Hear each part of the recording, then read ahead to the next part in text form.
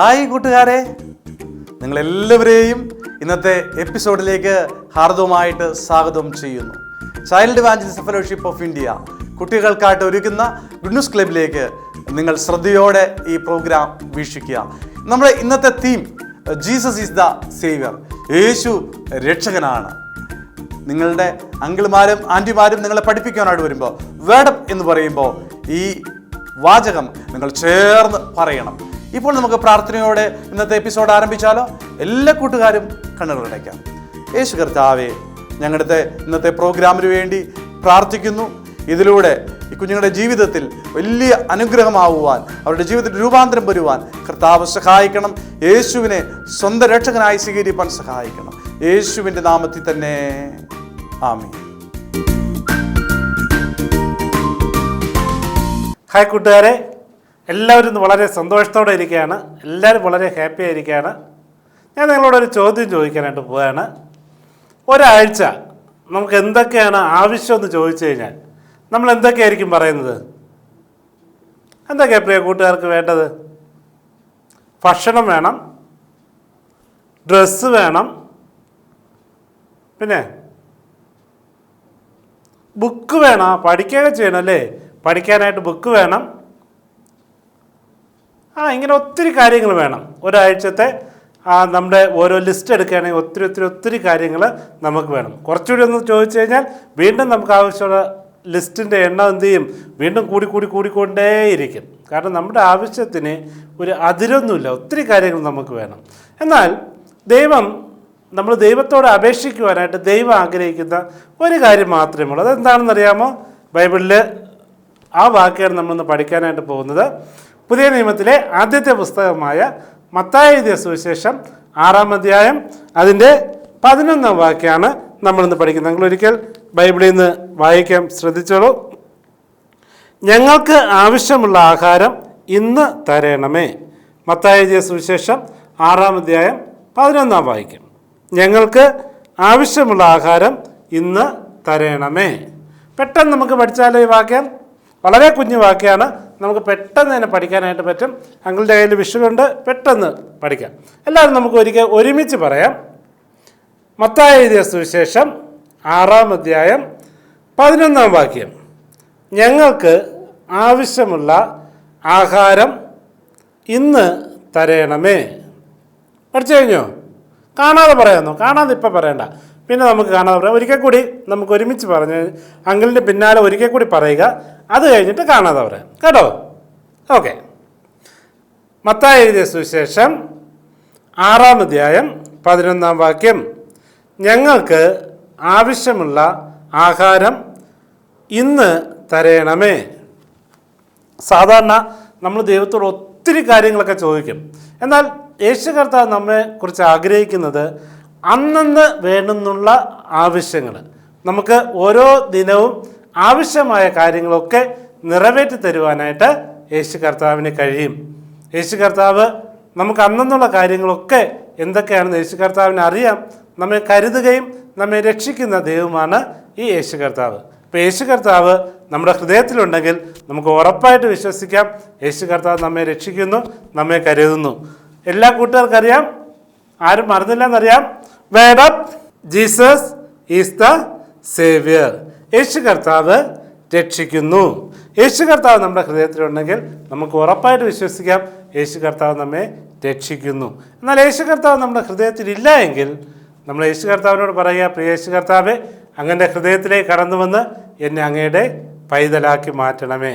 അങ്ങനെ യേശു കർത്താവ് നമ്മുടെ ഹൃദയത്തിലേക്ക് കടന്നു വന്നാൽ ഈ യേശു കർത്താവിൻ്റെ കരുതൽ അനുഭവിക്കുവാനായിട്ട് നമുക്കും കഴിയും. ഓരോ ദിനവും നമുക്ക് ടെൻഷൻ അടിക്കേണ്ട കാര്യമില്ല, പ്രയാസപ്പെടേണ്ട കാര്യമില്ല. യേശു കർത്താവ് നമ്മെ പൂർണ്ണമായിട്ടും കരുതും. അത് നമുക്ക് ഉറപ്പായിട്ട് വിശ്വസിക്കുവാനായിട്ട് സാധിക്കും. ഒരിക്കൽ കൂടി അങ്ങൾ വാക്യം പറഞ്ഞു തരാൻ പോവുകയാണ്. ഒരിക്കൽ കൂടി ഒരുമിച്ച് നമുക്ക് വായിക്കാം. ഒരുമിച്ച് വായിക്കാം. മത്തായി എഴുതിയ സുവിശേഷം 6-ാം അധ്യായം 11-ാം വാക്യം. ഞങ്ങൾക്ക് ആവശ്യമുള്ള ആഹാരം ഇന്ന് തരണമേ. മത്തായി എഴുതിയ സുവിശേഷം 6-ാം അധ്യായം 11-ാം വാക്യം. അപ്പോൾ പ്രിയ കൂട്ടുകാരെ, ഒരു കാര്യം മറക്കരുത്. ദൈവം എന്തോന്നാണ് നമ്മോട് ആഗ്രഹിക്കുന്നത്? അന്നേക്ക് ആവശ്യമുള്ള ആഹാരം തരണമേ എന്നാണ്. ഇവിടെ ഇരിക്കുന്ന കൂട്ടുകാരിൽ കുറേ കൂട്ടുകാർ നല്ല പച്ച ഡ്രസ്സൊക്കെ ഇട്ട് വന്നിട്ടുള്ള ചില കൂട്ടുകാരൊക്കെ ഉണ്ട്. അപ്പോൾ ഈ പച്ച ഡ്രസ്സ് ഇട്ടിട്ടുള്ള വന്നിട്ടുള്ള കൂട്ടുകാർ അങ്കിള് റെഡി 1 2 3 പറഞ്ഞ ഉടൻ ചാടി എണീറ്റ് പറയാനായിട്ട് പോവുകയാണ്. റെഡിയാണോ? ഓക്കെ, റെഡിയാണ്. അങ്കിള് റെഡി 1 2 3 പറഞ്ഞ ഉടനെ പച്ച ഡ്രസ്സ് ഇട്ടിട്ട് വന്നിട്ടുള്ള കൂട്ടുകാരെല്ലാം ചാടി എണീറ്റ് എന്ന് പറയണം. Okay, ready 1 2 3. മത്തായി എഴുതിയ സുവിശേഷം 6-ാം അധ്യായം 11-ാം വാക്യം. ഞങ്ങൾക്ക് ആവശ്യമുള്ള ആഹാരം ഇന്ന് തരണമേ. മത്തായി എഴുതിയ സുവിശേഷം 6-ാം അധ്യായം 11-ാം വാക്യം. ഇരുന്നേ മതി. ഇനി അടുത്തിരിക്കുന്നുണ്ട് ചില കൂട്ടുകാർ നല്ല മഞ്ഞ ഡ്രസ്സ് ഇട്ട് വന്നിട്ടുണ്ട്. ആ കൂട്ടുകാരടുത്ത് പറയാനായിട്ട് പോകുന്നത്. റെഡിയാണോ? ഓക്കെ, റെഡി 1 2 3 എന്നിട്ട് പറഞ്ഞേ. ഓക്കെ, മത്തായി എഴുതിയ സുവിശേഷം 6-ാം അധ്യായം 11-ാം വാക്യം. ഞങ്ങൾക്ക് ആവശ്യമുള്ള ആഹാരം ഇന്ന് തരണമേ. മത്തായി എഴുതിയ സുവിശേഷം 6-ാം അധ്യായം 11-ാം വാക്യം. അപ്പോൾ പ്രിയ കൂട്ടുകാരും മറക്കരുത്, നമുക്ക് യേശു കർത്താവിനോട് എന്താ പ്രാർത്ഥിക്കാനുള്ളത്? ഞങ്ങൾക്ക് ആവശ്യമുള്ള ആഹാരം ഇന്ന് തരണമേ. ഇന്ന് പോലെ എല്ലാ കൂട്ടുകാരും പ്രാർത്ഥിക്കുമല്ലോ. Okay, thank you. എല്ലാ കൂട്ടുകാരും പ്രാർത്ഥിക്കണം കേട്ടോ. Okay, bye. കൂട്ടുകാരെ, ഈ ലോക ജീവിതം മനോഹരമാണ്. എന്നാൽ ഇതിന് ശേഷം വേറൊരു ജീവിതം നമുക്ക് ദൈവത്തോടൊപ്പം ഉണ്ട്. അതിന് പറയുന്ന പേരെന്താണെന്നറിയാമോ? നിത്യജീവൻ. എന്നാൽ ഈ നിത്യജീവൻ നേടാൻ വേണ്ടി ആളുകൾ പല മാർഗങ്ങളാണ് ഉപയോഗിക്കുന്നത്. ചിലർ പുണ്യസ്ഥലങ്ങൾ സന്ദർശിക്കും, വേറെ ചിലർ കുറേ അധികം നേരം ഇരുന്ന് പ്രാർത്ഥിക്കും. അതൊക്കെ നല്ല കാര്യങ്ങളാണ്. പക്ഷേ നിത്യജീവൻ പ്രാപിക്കാൻ എന്താണ് ചെയ്യേണ്ടതെന്ന് ഇന്നത്തെ നമ്മുടെ പാട്ടിനകത്ത് പറയുന്നു. നമുക്കതൊന്ന് കേട്ടു നോക്കാം.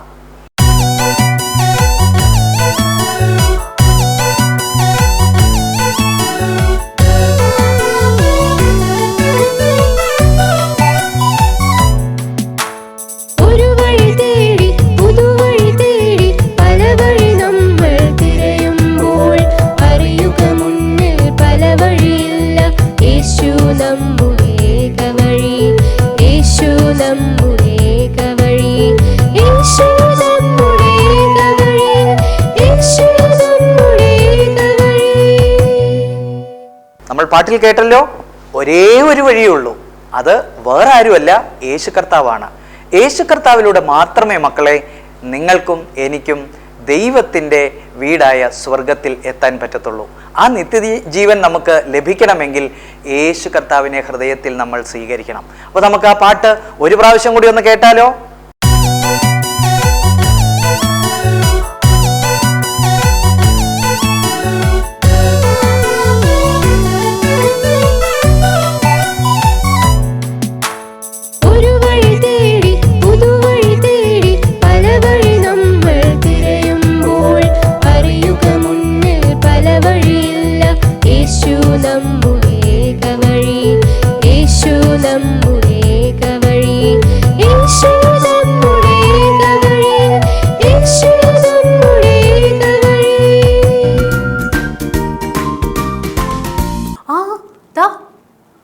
അതിലേ പോകുന്നു.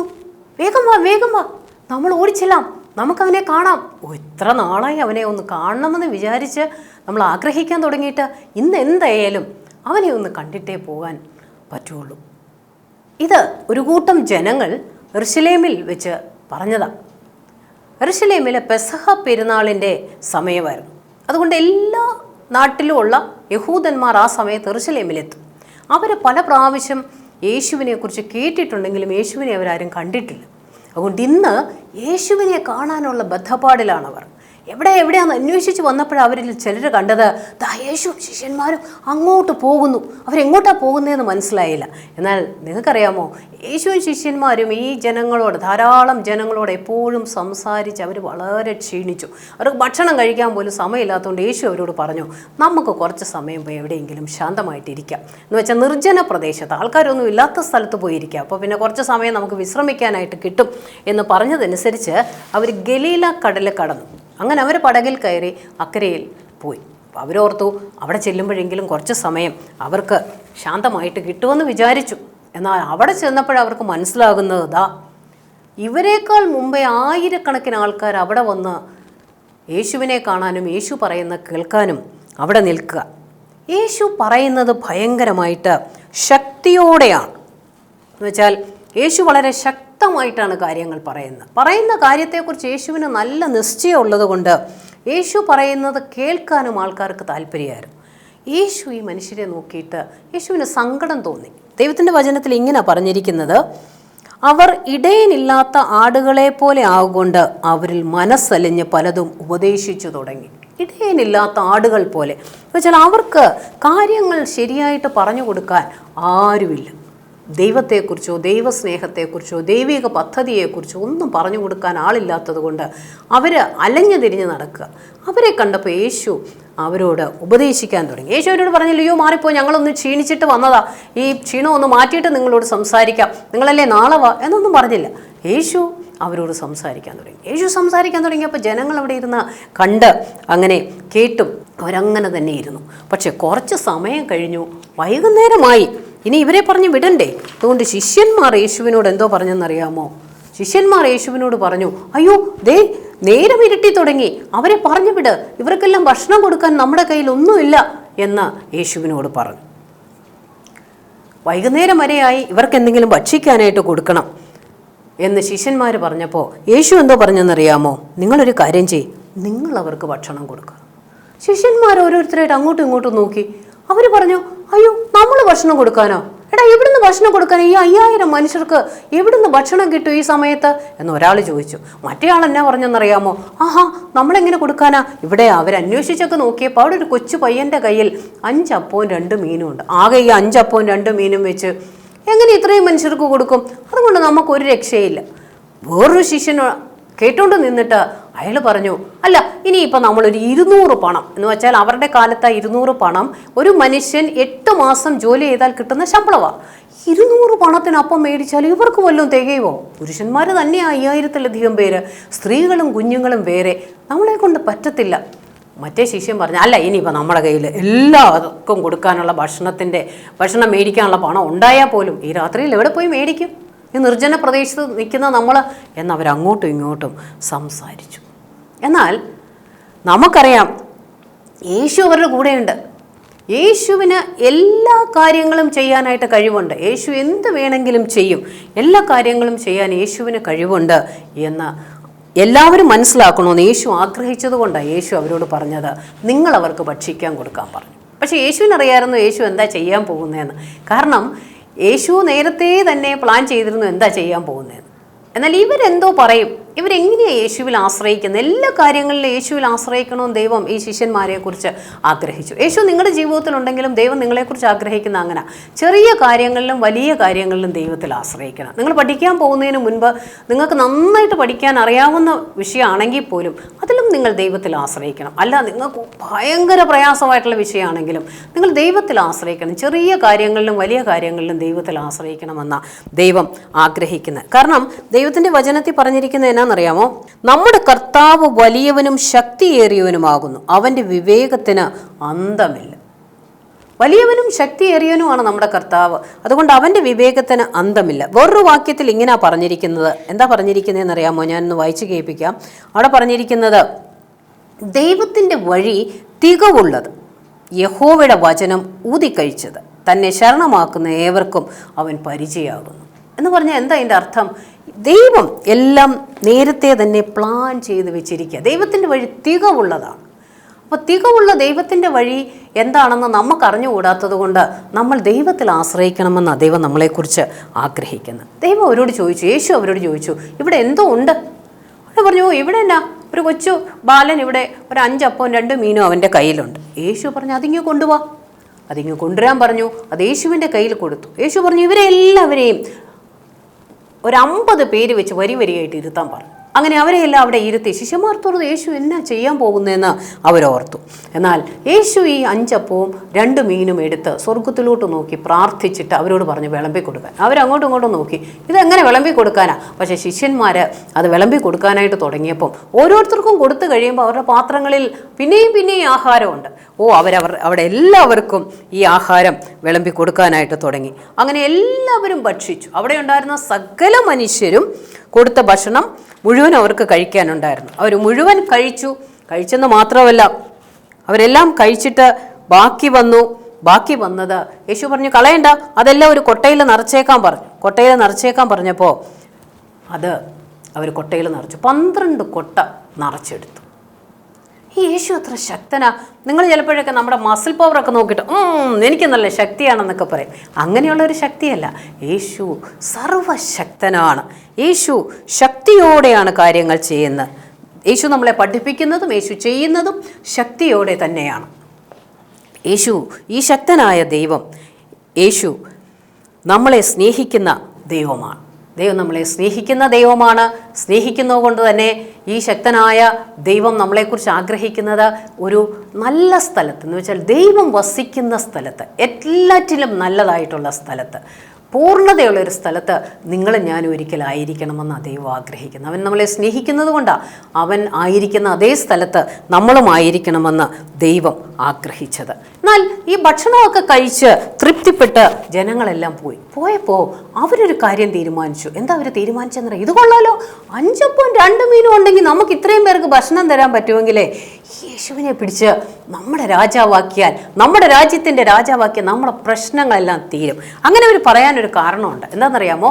ഈ ഇസ്രായേൽ ജനം റോമ ഗവൺമെൻറ്റിൻ്റെ കീഴിലാണ്. അതുകൊണ്ട് അവർക്ക് സ്വാതന്ത്ര്യമൊന്നുമില്ല. അവർ വളരെ ദരിദ്രാവസ്ഥയിലാണ് ജീവിക്കുന്നത്. അവരോർത്തു യേശു രാജാവായ പ്രശ്നങ്ങളെല്ലാം തീരും, അതുകൊണ്ട് യേശുവിനെ രാജാവാക്കാമെന്ന് തീരുമാനിച്ചു. അന്ന് രാത്രി ആയിരുന്നതുകൊണ്ട് യേശുവും ശിഷ്യന്മാരും അങ്ങോട്ടോ പോയി. അവർ പിന്നെ യേശുവിനെ അന്വേഷിച്ചിട്ട് കണ്ടില്ല. എന്നാൽ അടുത്ത ദിവസം അവരെന്ത് ചെയ്തെന്നറിയാമോ? അവരോർത്തു ഈ യേശുവിനെ രാജാവാക്കണം.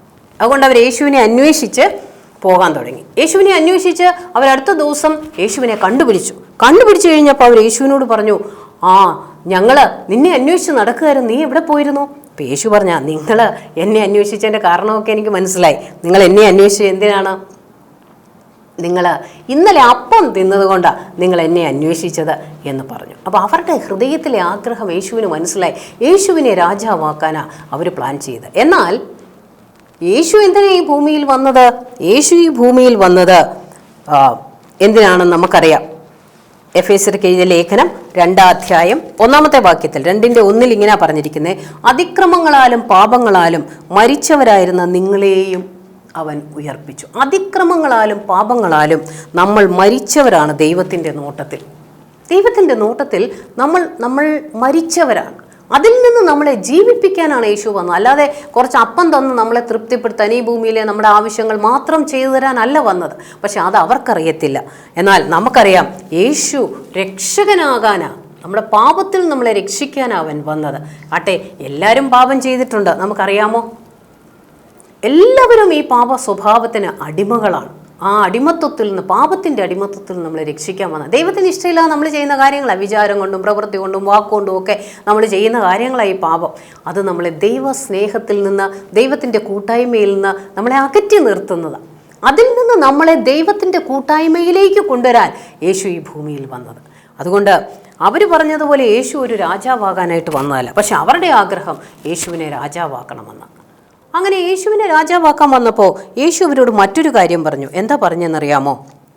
യേശു അവരോട് പറഞ്ഞു, ഞാൻ നിങ്ങൾക്ക് നിത്യജീവൻ തരാൻ വന്നതാണ്. നിത്യജീവൻ തരാനോ? യോഹന്നാൻ എഴുതിയ സുവിശേഷത്തിൽ അങ്ങനെ പറഞ്ഞിരിക്കുന്നത്, ഞാൻ നിങ്ങൾക്ക് നിത്യജീവൻ തരാൻ വന്നു എന്ന്. നിത്യജീവൻ തരാൻ വന്നിരിക്കുന്നു എന്ന് പറഞ്ഞപ്പോൾ അവർക്കത് മനസ്സിലായില്ല. എന്താ നിത്യജീവൻ?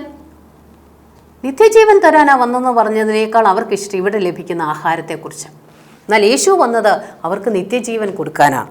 ഞാൻ നിങ്ങൾക്ക് നിത്യജീവൻ തരാൻ വന്നിരിക്കുന്നു എന്ന് പറഞ്ഞത് അവർക്കത്ര മനസ്സിലാക്കാൻ പറ്റിയില്ല. അപ്പോൾ അവർ യേശു രാജാവാകത്തില്ല, അവർക്ക് നിത്യജീവൻ തരാനാണ് വന്നതെന്ന് പറഞ്ഞത് അവർക്ക് മനസ്സിലാകഞ്ഞതുകൊണ്ട് അവർക്ക് ആ യേശു പറയുന്ന കാര്യങ്ങൾ ഉൾക്കൊള്ളാൻ പറ്റിയില്ല. എന്നാൽ നമുക്കറിയാം, യേശു നമുക്ക് നിത്യജീവൻ തരാൻ എന്താ ചെയ്തത്?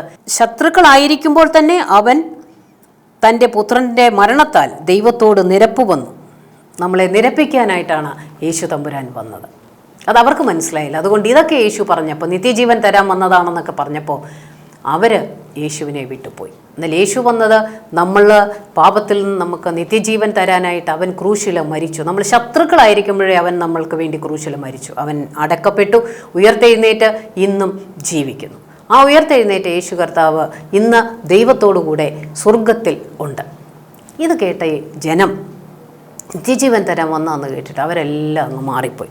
അവരെല്ലാം പിന്നെ യേശുവിൻ്റെ അടുത്ത് വന്നില്ല. യേശുവിൻ്റെ ശിഷ്യന്മാരായിട്ട് ഇരുന്നവർ പോലും യേശുവിൻ്റെ അടുത്തുനിന്ന് പോയി. കാരണം അവർക്കിതല്ല കേൾക്കേണ്ടത്. അവർക്ക് ഇവിടുത്തെ ചെറിയ ചെറിയ കാര്യങ്ങളുടെ അനുഗ്രഹങ്ങൾ മാത്രം മതി. എന്നാൽ യേശുവിൻ്റെ ഈ മരണത്തെക്കുറിച്ചോ ഉയർത്തെഴുന്നേൽപ്പിനെക്കുറിച്ചോ എന്നേക്കുമായിട്ട് നമുക്ക് ലഭിക്കാൻ പോകുന്ന നിത്യരക്ഷയെക്കുറിച്ചോ കേൾക്കാനായിട്ട് അവർക്ക് താല്പര്യമില്ലായിരുന്നു. ഇവരെല്ലാം പോകുന്ന കണ്ടപ്പോൾ യേശു ശിഷ്യന്മാരോട് ചോദിച്ചു, നിങ്ങൾക്കും പോകാൻ താല്പര്യമില്ലേ?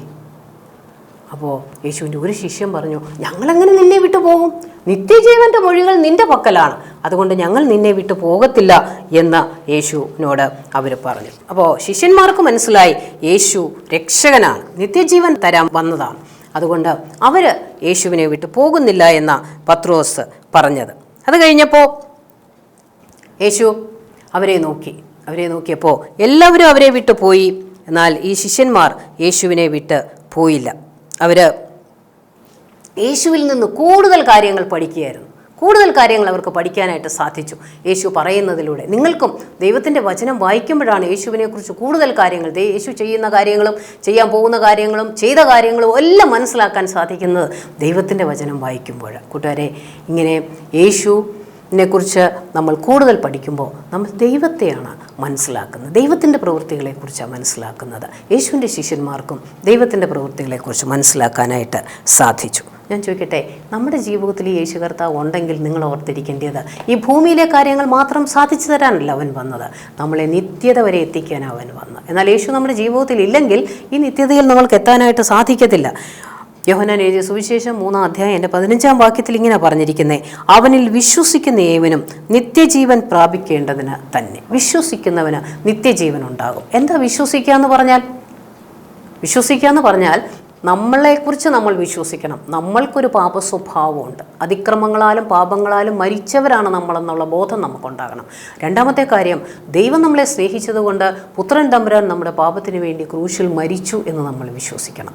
അങ്ങനെ അവനിൽ വിശ്വസിക്കുമ്പോൾ, അവൻ മരിച്ചു അടക്കപ്പെട്ട് ഉയർത്തെഴുന്നേറ്റ് ജീവിക്കുന്നുവെന്ന് വിശ്വസിച്ച് ആ യേശുവിനെ നിങ്ങളുടെ ജീവിതത്തിലേക്ക് നിങ്ങൾ അംഗീകരിക്കുമ്പോൾ നിങ്ങൾക്കും നിത്യജീവൻ ഉണ്ടാകും. അങ്ങനെ ഒരു നിത്യജീവൻ ലഭിച്ചാൽ നമുക്ക് ആ നിത്യമായ സ്വർഗത്തിൽ ദൈവത്തോടുകൂടെ വസിക്കാൻ സാധിക്കും.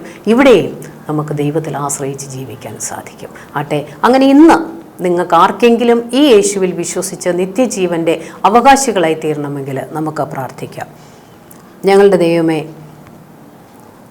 ഞാൻ മനസ്സിലാക്കുന്നു എനിക്കൊരു നിത്യജീവൻ ആവശ്യമാണെന്ന്. ഞാൻ അതിക്രമങ്ങളാലും പാപങ്ങളാലും മരിച്ച ആളാണെന്ന് മനസ്സിലാക്കും.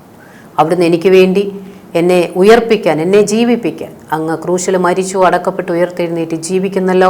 അങ്ങയെ വിശ്വസിക്കുവാൻ എന്നെ സഹായിക്കണമേ. അവിടുന്ന് എൻ്റെ ജീവിതത്തിൽ വരണം, എന്നെ അങ്ങയുടെ പൈതലാക്കി തീർക്കണം. അങ്ങയുടെ പൈതലായി ജീവിക്കുവാൻ എന്നെ സഹായിക്കണം.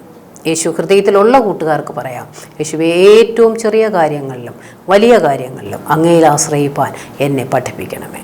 യേശുവിൻ്റെ നാമത്തിൽ പ്രാർത്ഥിക്കുന്നു, കേൾക്കണമേ. ആമേൻ. ക്രിസ്റ്റി വളരെ നല്ല കുട്ടിയാണ്. അവൻ അമ്മയെ എല്ലായ്പ്പോഴും സഹായിക്കാറുണ്ട്. അടുക്കളയിൽ പാചകത്തിന് ചിലപ്പോൾ സഹായിക്കും, ചിലപ്പോൾ പാത്രം കഴുകി കൊടുക്കാറുണ്ട്. അവനൊരു കുഞ്ഞു വാവ അനുജത്തിയുണ്ട്, അനുജത്തിയെ നോക്കാറുണ്ട്. അതൊക്കെ എത്ര സന്തോഷത്തോടെയാണ് ക്രിസ്റ്റി ചെയ്യുന്നതെന്നറിയാമോ? പക്ഷെ ഒരു ദിവസം അവനൊരു കാഴ്ച കണ്ടു. അന്ന് പറമ്പിൽ പണി ചെയ്യാൻ വന്ന ഒരു അങ്കിളിന് അമ്മ പണം കൊടുക്കുന്നത് കണ്ടു. മുമ്പൊരിക്കൽ അതേപോലെ തന്നെ അവരുടെ പൊട്ടിപ്പോയ പൈപ്പ് നന്നാക്കാൻ വന്ന ഒരാൾക്കും അമ്മ പണം കൊടുക്കുന്നത് കണ്ടു. അങ്ങനെ വീട്ടിൽ ജോലി ചെയ്യുന്ന ഒരു ആൻറ്റി ഉണ്ട്, അവർക്ക് പണം കൊടുക്കുന്നത് അവൻ കണ്ടു. ഇത് കണ്ടപ്പോൾ അവൻ വിചാരിച്ചു, എല്ലാവർക്കും, അമ്മയ്ക്ക് വേണ്ടി ജോലി ചെയ്യുന്ന എല്ലാവർക്കും അമ്മ പണം കൊടുക്കുന്നുണ്ട്, പക്ഷെ എനിക്ക് പണമൊന്നും കിട്ടുന്നില്ലല്ലോ. അവൻ തീരുമാനിച്ചു ഇനി അമ്മയുടെ കയ്യിൽ നിന്ന് കുറച്ച് പണം മേടിക്കാമെന്ന് വിചാരിച്ചിട്ട് നേരിട്ട് ചോദിക്കാൻ അവന് വയ്യാത്തതുകൊണ്ട് അവൻ എന്ത് ചെയ്യുന്നറിയാമോ? അവൻ പാത്രം കഴുകുന്ന സിങ്കിൻ്റെ അടുത്ത് ഇതുപോലെ ഒരു പേപ്പർ എഴുതി വെച്ചു. അവിടെ എഴുതിയിരുന്നത് എന്താണെന്നറിയാമോ? പാത്രം കഴുകിയതിന് 50 രൂപ, അനുജത്തിയെ നോക്കിയതിന് 50 രൂപ, അവനൊരിക്കൽ കടയിൽ പോയിരുന്നു, അതിന് 10 രൂപ. അപ്പം ഇത്രയും രൂപ അവന് കിട്ടണമെന്ന് വിചാരിച്ചാണ് അവൻ അതെവിടെ എഴുതി വെച്ചത്. ഒരു ദിവസം കഴിഞ്ഞിട്ട് മമ്മിയുടെ ആൻസറോ അല്ലെങ്കിൽ പണമോ കിട്ടാത്തത് കൊണ്ട് അവൻ വിചാരിച്ച് എന്തോ സംഭവിച്ചു. പിറ്റേ ദിവസം ഇവൻ പതുക്കെ അടുക്കളയിലേക്ക് ചെന്ന് നോക്കി ആ പേപ്പർ അവിടെ ഇരിപ്പുണ്ടോ എന്ന് അറിയാൻ വേണ്ടിയിട്ട്. അവിടെ ചെന്നപ്പോൾ അവൻ കണ്ടത് ആ പേപ്പറിന്റെ മറുവശത്ത് അമ്മ എഴുതിയ ചില കാര്യങ്ങൾ അവൻ കണ്ടു. അവിടെ എഴുതിയിരുന്നത് ഇങ്ങനെയാണ്: 10 വർഷം ക്രിസ്റ്റിയെ വളർത്തിയതിന് അവിടെ പണത്തിന് പകരം അവിടെ എന്താ എഴുതിയിരുന്നറിയാമോ? ഒന്നുമില്ല എന്ന് അവിടെ എഴുതിയിട്ടുണ്ട്. എല്ലാ ദിവസവും ഭക്ഷണം ഉണ്ടാക്കുന്നതിന് കൂലി ഒന്നുമില്ല. പനി വന്നപ്പോൾ ക്രിസ്റ്റിയെ ശുശ്രൂഷിച്ചതിന് ഒന്നുമില്ല. ഇത് വായിച്ചു കഴിഞ്ഞപ്പോൾ ക്രിസ്റ്റിക്ക് ഭയങ്കരമായിട്ട് സങ്കടം തോന്നി. അവൻ കരഞ്ഞുപോയി. കാരണം എനിക്ക് വേണ്ടി എൻ്റെ ജനനം മുതൽ എൻ്റെ അമ്മ എത്രമാത്രം കഷ്ടപ്പെടുന്നു. അമ്മ ഒരു പ്രതിഫലവും കാക്ഷിക്കാതെയാണ് എൻ്റെ അമ്മ അത് ചെയ്തത്. അതുകൊണ്ട് ഞാൻ എൻ്റെ അമ്മയെ സഹായിക്കാൻ വേണ്ടി ചില കാര്യങ്ങൾ ചെയ്തപ്പോൾ ഞാൻ ഒരിക്കലും അമ്മയോട് പണം ചോദിക്കാൻ പാടില്ലായിരുന്നു. അവൻ ഓടി വന്നിട്ട് അമ്മയെ കെട്ടിപ്പിടിച്ചിട്ട് പറഞ്ഞു, അമ്മ എന്നോട് ക്ഷമിക്കണം, ഞാൻ അങ്ങനെ ചെയ്യാൻ പാടില്ലായിരുന്നു, ഞാൻ അമ്മയോട് ശരിക്കും നന്ദിയുള്ള ആളായിട്ടായിരുന്നു ഇരിക്കേണ്ടത് എന്ന് പറഞ്ഞു. നിങ്ങൾക്കറിയാമോ കൂട്ടുകാരെ, കൊലോസ്യർ 3:15 ഇപ്രകാരം പറയുന്നു: ദൈവത്തെ അറിയുന്ന ദൈവത്തിൻ്റെ മക്കൾ ചെയ്യേണ്ട ഒരു കാര്യം എപ്പോഴും നന്ദിയുള്ളവരായിട്ടിരിക്കണം. ആരോടാണ് നന്ദിയുള്ളവരായിട്ടിരിക്കേണ്ടത്? നമ്മുടെ പേരൻസിനോട് നമ്മൾ നന്ദിയുള്ളവരായിട്ടിരിക്കണം. അവരോട് നമ്മൾ ഇതുപോലെ കണക്ക് പറയുന്ന ഒരിക്കലും ഒരു സാഹചര്യം ഉണ്ടാവരുത്. അതിനേക്കാൾ കൂടുതൽ നമ്മൾ നന്ദിയുള്ളവരായിരിക്കേണ്ടത് കർത്താവായ യേശു ക്രിസ്തുവിനോടാണ്. കാരണം കർത്താവായ യേശു ക്രിസ്തു എന്താ ചെയ്തതെന്നറിയാമോ? ഗലാത്യർ 2:20 പറയുന്നു: എന്നെ സ്നേഹിച്ചു, എനിക്ക് വേണ്ടി തന്നെത്താൻ ഏൽപ്പിച്ചു കൊടുത്ത ദൈവപുത്രങ്കിലുള്ള വിശ്വാസത്തിലത്രേ ഞാൻ ജീവിക്കുന്നത്. നമ്മെ സ്നേഹിച്ച് നമുക്ക് വേണ്ടി ക്രൂശിക്കപ്പെട്ട യേശു കർത്താവ്. അതുകൊണ്ടാണ് ഞാനും നിങ്ങൾ ഇന്ന് ദൈവ പൈതകളായി ജീവിക്കുന്നത്. അതുകൊണ്ടാണ് നമുക്ക് മരിച്ചു കഴിഞ്ഞാലും നമുക്ക് നിത്യജീവിതം ലഭിക്കുന്നത്. അപ്പോൾ അതുകൊണ്ട് നന്ദിയുള്ള ഹൃദയത്തോടെ ജീവിക്കണമെന്നാണ് ഇതിലൂടെ ദൈവം നമ്മളെക്കുറിച്ച് ആഗ്രഹിക്കുന്നത്. ദൈവത്തോടും മനുഷ്യരോടും നന്ദിയുള്ള കൂട്ടുകാരായിട്ട് നിങ്ങൾ ജീവിക്കണം. ഓക്കെ.